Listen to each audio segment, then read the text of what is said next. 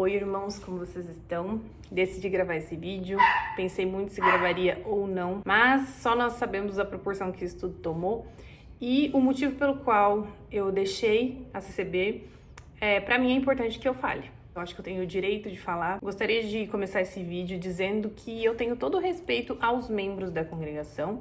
O meu problema não é com a carne, mas sim com o espírito. Vou explicar o máximo que eu puder nesse vídeo, embora eu sei que não importa o que eu diga, quem já formou uma opinião sobre mim está formada e realmente eu não me importo com isso também. A minha mãe se batizou na congregação 1 ano antes de eu nascer. Ela veio da igreja católica e ela procurou várias igrejas, como Universal, igrejas mais pentecostais assim, e ela se encontrou mais na congregação. Por motivos que é o trunfo quando as pessoas vão evangelizar alguém. Não tem dízimo, não tem salário de pastor, não tem pastor, né? Tem cooperador. Então, esse é o trunfo, né? Quando você vai evangelizar alguém, você está dentro da congregação, é isso que você fala, é um orgulho que eles têm. Ah, você não é obrigado a dar dízimo, você dá ofertas voluntárias, o pastor, o cooperador não tem salário e tal. E pouco se fala no sacrifício da cruz, né? E aí que eu vou chegar. A minha mãe se encantou com tudo isso e é muito emocionante, a orquestra é muito bonita, a organização é muito bonita e tudo aquilo te envolve num sentimento de emoção muito grande. Veja bem, eu nunca neguei que Deus fez obras na minha vida durante todos esses anos, nunca neguei isso, mas todo mérito está ligado ao Senhor. Então quando a pessoa fala, saiu e está cuspindo no prato que comeu, eu me pergunto se eles realmente acreditam que quem faz obra na nossa vida é a congregação ou é Deus, né? Então eu não deixei de servir a Deus e eu não larguei a Deus, muito pelo contrário. Eu estou mais próximo de Deus agora e eu tive essas motivações para sair, que eu vou contar para vocês, justamente por conta de ler a Bíblia. Acho que eu tenho esse direito e não deveria levantar uma onda de ódio tão grande contra mim, mas eu já esperava e já sabia que isso aconteceria, porque é assim que funciona o sistema e sempre foi, e eu já sabia que funcionaria dessa forma. Então, não estou me vitimizando, falando, nossa, vocês estão me maltratando. Não, é triste, é difícil, mas eu já sabia que aconteceria. Então, é consequência daquilo que eu escolhi seguir. Pois bem, quando eu perguntava para minha mãe qual foi o critério para ela escolher a congregação, eu desde pequena fui bastante questionadora, ela me dizia que era a igreja mais próxima à Bíblia. E eu, sempre muito observadora, desde criança, eu falava, como você sabe se você não lê a Bíblia? Então eu já observava que a minha mãe não lia a Bíblia, que minha mãe pouco sabia de Bíblia, mas que é o que diziam pra ela, né? Então eu cresci com aquela falácia, acreditando, como ninguém lia a Bíblia, eu também não lia, não tinha escola bíblica dominical, não tinha nada. O máximo que a gente sabia de Bíblia era os versinhos recitados na igreja e as palavras eram sempre muito parecidas. E eu cresci ouvindo que se eu não batizasse eu não ia pro céu, que se eu não fosse boazinha eu não ia pro céu e tudo mais. Então eu cresci acreditando na salvação pelas obras. E era isso que nos era dito. Embora sim, há Jesus na congregação, tanto em cima do púlpito quanto na frente do púlpito, em nome do Senhor Jesus, mas o que a gente vê na prática é que Jesus é o coadjuvante. O que isso significa? Normalmente a gente vai para a igreja buscar para nós, então nós somos as estrelas, nós somos os protagonistas. Então, Senhor, eu tô com uma dificuldade na minha vida e eu preciso que o Senhor fale comigo. É sempre assim. Eu preciso buscar a palavra para mudar, é sempre sobre a gente. E quando a gente sai da igreja sem a resposta, muitas vezes a gente se lamenta e reclama porque Deus não me deu a atenção devida. Foi assim que eu fui criada, assim que eu acreditei. É sempre muito emocionante estar lá, porque tem toda a questão da música, da comunicação do pregador, então tudo te envolve num emocionalismo muito grande. Passado o tempo, a minha filha cresceu um pouquinho e o meu marido sempre lia a Bíblia para ela e um dia ela me chamou para ler também. E eu nunca tinha pegado a Bíblia para ler, a não ser para decorar os versinhos do recitativo da igreja. E aí eu falei, filha, não, porque eu não entendo, não consigo entender. Aí ela me fez a mesma pergunta que eu fazia para minha mãe, como você sabe que o que você faz é certo se você não conhece o seu Deus, se você não conhece a palavra de Deus? E aquilo foi uma flecha no meu coração. Eu vou resumir muito, porque tem muita coisa para contar, mas num dado momento eu tive um período de depressão, onde eu aprendi algumas coisas sobre o papel da mulher dentro da família, né? Porque eu fiquei doente porque eu queria trabalhar muito e eu larguei minha família de lado, enfim. E aí eu comecei a ler a Bíblia a partir desse período aí, mas mais também para melhorar a minha vida, né? Sempre buscando para mim. Bom, eu comecei a trabalhar com internet E aí eu estava num grupo de amigas, era até um grupo de fofoca, assim, era uma coisa bem descontraída. E um dia eu brinquei falando assim que, meu Deus, eu não me lembro exatamente como foi, mas eu vou dar um exemplo aqui. A gente tá fazendo tanta fofoca, brincando assim, né? Quero só ver se a gente vai ser salvo, a gente vai perder a salvação. Eu falei algo do tipo. E aí uma amiga minha que estava no grupo, que inclusive é uma influenciadora que muitos de vocês seguem também, ela falou assim, amiga, a salvação não se perde, ou você é predestinado ou não é. Então eu já começo dizendo que além de alguns hinos, existem alguns irmãos calvinistas dentro da congregação, né? Então cai a falácia de que eles são contra calvinistas e são todos arminianos, porque não é bem assim que acontece. E aí eu falei, como assim? Ela falou, a salvação é mediante ao sacrifício de Jesus na cruz. O sangue derramado é o que nos salva. As nossas obras são consequência da salvação e não o motivo dela. Então, não importa o quanto eu seja bom, eu nunca serei bom o suficiente para merecer a salvação, tudo a glória que o Senhor tem a nos oferecer, né? Então, o Senhor veio ao mundo para nos salvar. E aí meu mundo caiu, porque eu falei, meu Deus, eu não sei nada sobre ser cristã. E aí eu fui falar pro meu marido isso, ele falou, realmente, é assim que tá escrito, tal, e ele começou a me explicar. Aí, gente, eu comecei a ler para entender. Comecei a ler o Novo Testamento.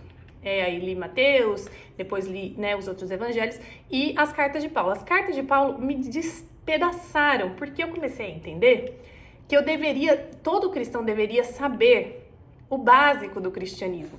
A história das igrejas, como que tudo aconteceu, a perseguição, o que é uma verdadeira perseguição contra os cristãos, né? O que a gente tem que fazer, a gente precisa entender o quanto somos pequenos, miseráveis e não merecedores de nada, que a salvação é a graça que nos basta e tudo que a gente viver nesse mundo é pequeno em vista de tudo, né? Então, se a gente tiver uma vida sofrida aqui na Terra e tiver o Espírito Santo nos preenchendo, isso será suficiente, enfim. E eu nunca tinha aprendido isso na igreja.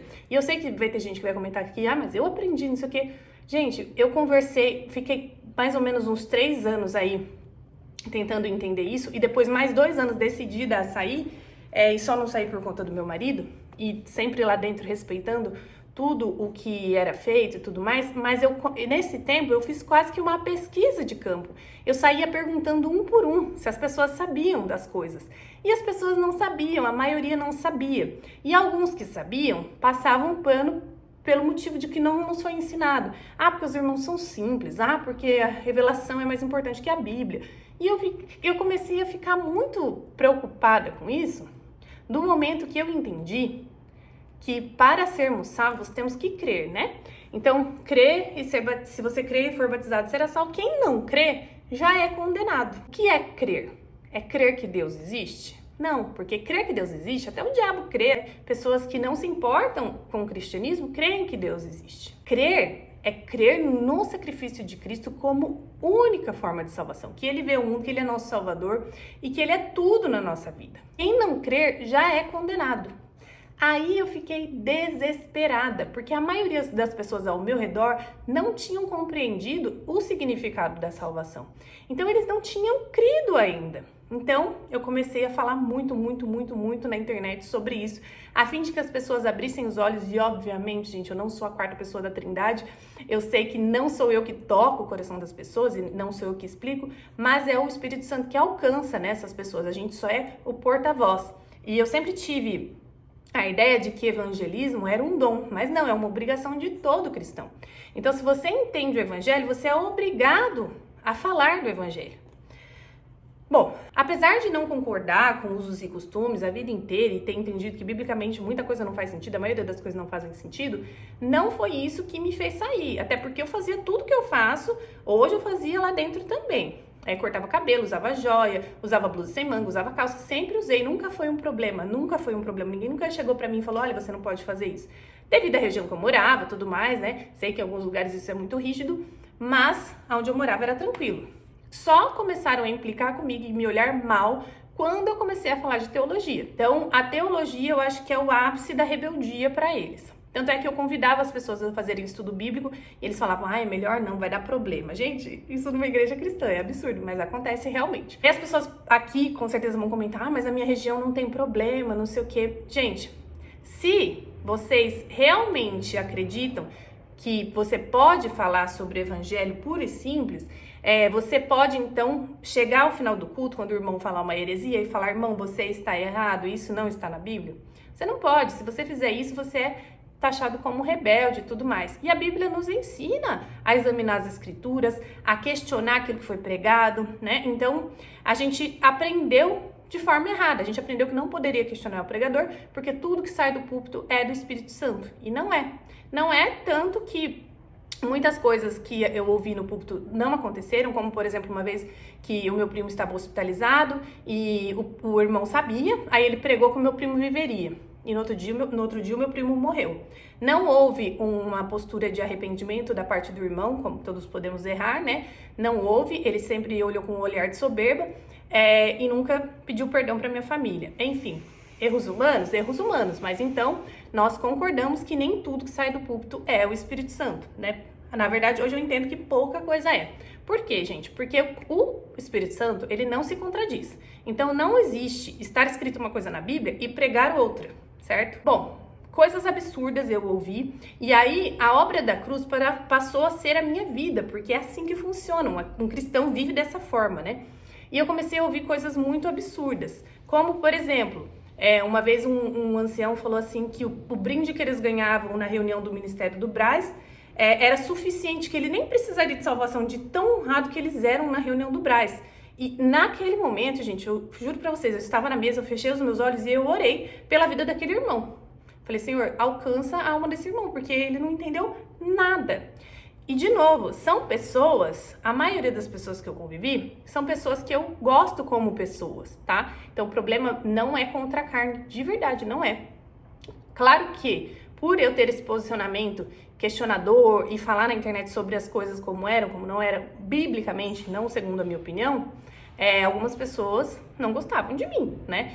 Tem um ancião que não olhava na minha cara, que me destratava realmente, e ainda assim esse jamais seria o motivo de eu me desligar da igreja, porque gente mal educada e gente ruim vai ter em todo lugar, isso eu tenho total consciência.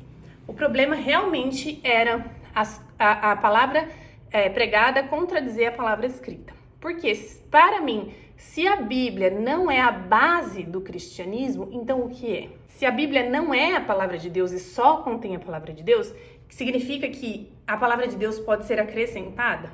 Para mim, isso não faz sentido. Porque, se for assim, nós podemos, então, falar qualquer coisa e dizer que foi Deus que revelou. E é assim que funciona, né? Muita gente se aproveita do poder que tem para falar de revelação. Como, por exemplo, quando são criadas as regras da igreja, eles sempre falam, Deus revelou para o irmão tal coisa. Então, por exemplo, quando eu me casei, não podia orar no casamento. Por quê? Foi revelado que naquele ano não podia orar em casamento. E aí no ano seguinte, Deus revelou diferente. Deus revelou que podia orar em casamento. Deus revelou a Santa Ceia na taça. Aí veio a pandemia e Deus revelou que eles tinham que colocar no copinho.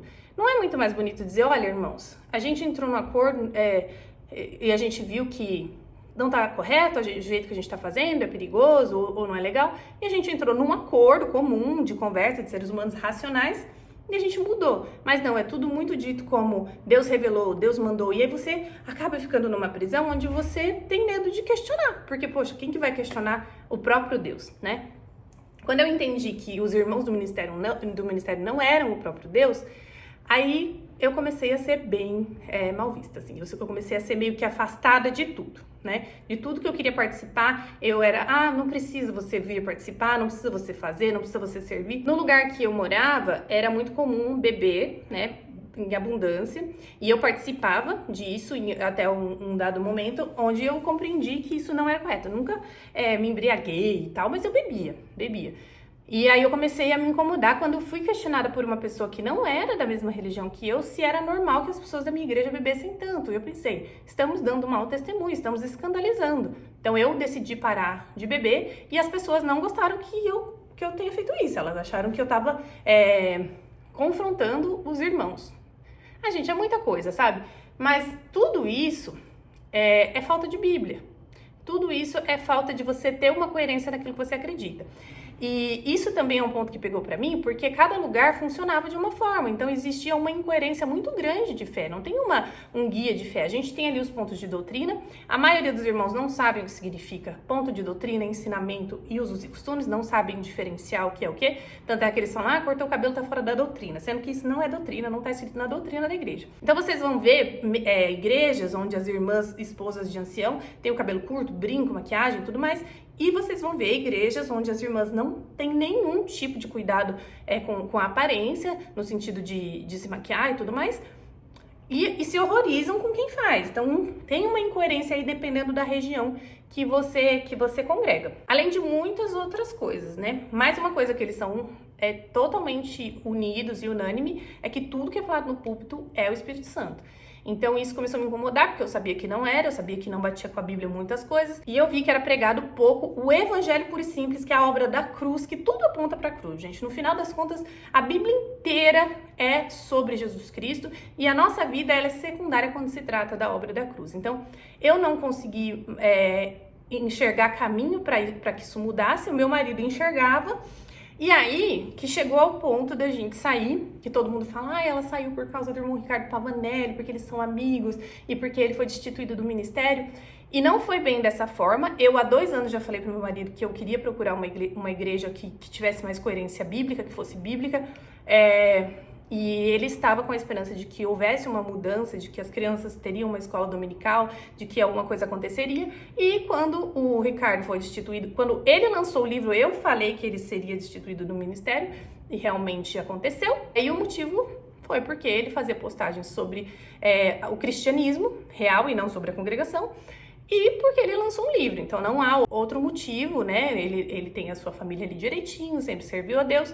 E aí foi a gota d'água para mim e para o meu marido, onde a gente viu que realmente, se o Ricardo, com todo o seu privilégio de ter um cargo legal, ser muito estudado, né, não tinha como, ele não conseguiu mudar o sistema, quem somos nós para mudar? Então, quando eu saí, eu fiz um vídeo onde eu falei, olha, não se importaram com bebedeira, não se importaram com isso, e se importaram com a escrita de um livro. Então talvez tenha ficado mal entendido que eu estivesse saindo só por conta disso, mas não, foram muitos anos vivendo coisas assim muito absurdas. A Europa é um lugar muito difícil, gente, e eu tinha a ideia de que só a Europa era difícil, mas eu vi que aqui também é. De novo, tem muita gente boa que eu amo na congregação, tanto do ministério quanto da Irmandade, então o respeito às pessoas é grande, eu converso com eles com todo o amor do mundo, mas se tratando de evangelho, eu jamais vou baixar a cabeça para algo que não está correto, certo?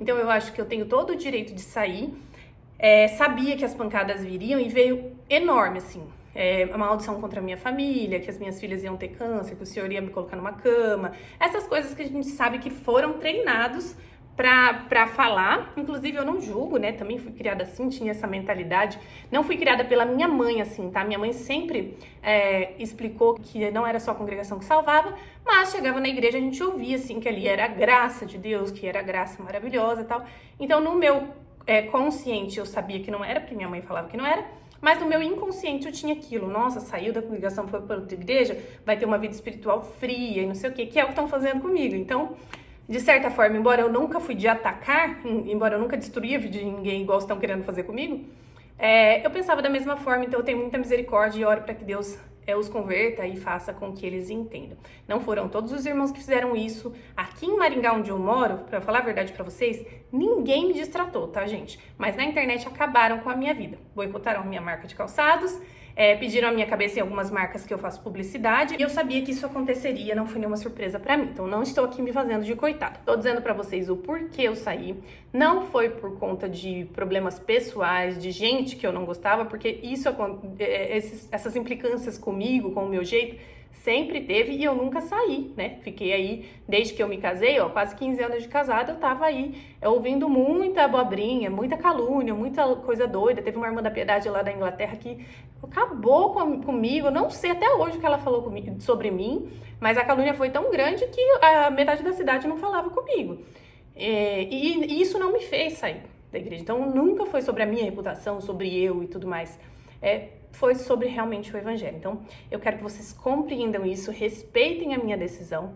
E sim, a gente precisa expor as heresias e os pontos que vão contra a palavra de Deus, isso independente de ser congregação, Assembleia, Testemunha de Jeová, Batista, qualquer coisa. Porque se a gente não tem força para falar a verdade sobre o evangelho, imagina para enfrentar o fim do mundo que está próximo, onde a gente vai ser muito tentado a negar Jesus. Então, esse é o meu ponto. Nunca fui bater na porta de ninguém para dizer, olha, saiam também da congregação, não. Mas eu tenho o meu espaço na internet, onde eu posso falar sobre as experiências que vivi. Isso é um direito que eu tenho segundo a lei, né, dos homens e de Deus também, né? Deus me fez livre, o Senhor veio ao mundo para nos libertar, para nos fazer livres. Então, eu queria deixar aqui muito esclarecido que essas falácias não fazem sentido, de que eu estou cuspindo no prato que comi, porque quem me serviu, quem me sustentou foi Deus e eu continuo servindo a Deus, então eu não estou cuspindo em nada. Talvez vocês que estão falando isso de mim cuspam no sacrifício da cruz em nome de uma denominação, então eu estou dizendo isso para quem está me amaldiçoando e não para todos, tá? Não saí por conta de pessoas que implicavam comigo, porque isso pode ter em qualquer lugar. E também não sair por conta da porta larga, porque eles falam que porta larga é quando você pode se livrar dos usos e costumes. Isso eu já fazia desde sempre, nunca me prendia a isso, então não faz o menor sentido o que vocês estão falando. A palavra escrita é a palavra de Deus, única e suficiente. Não significa que eu odeio os irmãos da congregação, muito pelo contrário, os membros moram no meu coração, fazem parte da minha vida, embora muitos cortaram a relação comigo por eu ter saído, isso acontece muito. Tem até um vídeo da Wapa Moda, que mora na Espanha, que ela conta a saída dela da Testemunha de Jeová, que é mais escancarada e traumática, mas ainda assim um pouco semelhante, é que a congregação é um pouco mais velada, essa coisa de desprezar quem sai, né? Então, estou vivendo assim, me sentindo mal olhada pelas pessoas, me sentindo rejeitada por muita gente, mas isso é completamente compreensível, eu já sabia que aconteceria, mas eu me sinto muito amada e amparada pelo Senhor, como sempre me senti desde que eu compreendi a obra da cruz. Então, eu senti a necessidade de gravar esse vídeo por conta dos ataques contra a minha família e por conta de algumas calúnias que têm se levantado. Agora, ninguém é obrigado a acreditar em mim, né? Claro que não. Ninguém é obrigado a concordar comigo, claro que não. Mas eu peço que vocês, como seres humanos, coloquem a mão na consciência e parem de prejudicar famílias, né? Eu tenho a total consciência de que eu não prejudiquei ninguém ao sair da congregação. Talvez eu ainda tenha alguma coisa para falar, agora de momento foi o que eu consegui pensar. Se ficou alguma dúvida para vocês, vocês fiquem à vontade para me perguntar. Um beijo, fiquem com Deus. Tchau, tchau.